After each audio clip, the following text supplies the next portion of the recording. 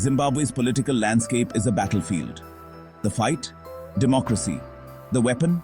Hope. And leading the charge? Nelson Chamisa. This is a man who stared down a brutal regime, a man who dared to dream of a better Zimbabwe. Chamisa's journey hasn't been easy. He's faced rigged elections, violent crackdowns, and constant attempts to silence him. Yet he persists. He rallies. He represents the unwavering spirit of a people desperate for change. The summit itself was a strange dance.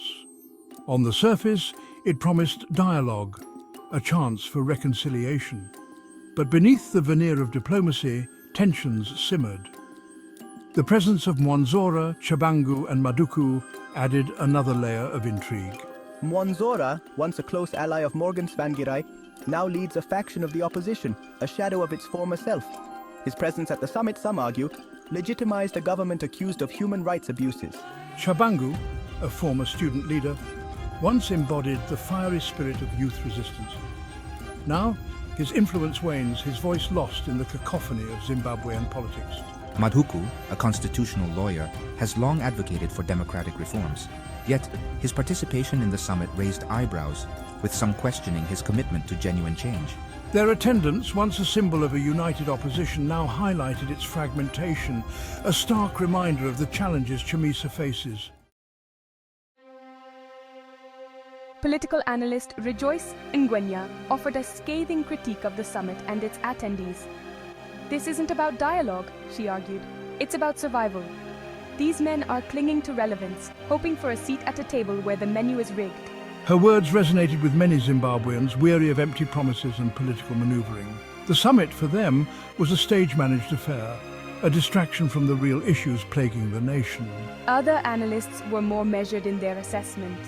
They acknowledged the limitations of the summit while emphasizing the importance of keeping channels of communication open. It's a small step, one expert noted, but in Zimbabwe's current climate, even small steps can be significant. Yet the question remained, was the summit a genuine attempt at progress or a cynical ploy by the ruling party to consolidate its power? The answer, like most things in Zimbabwean politics, was far from clear.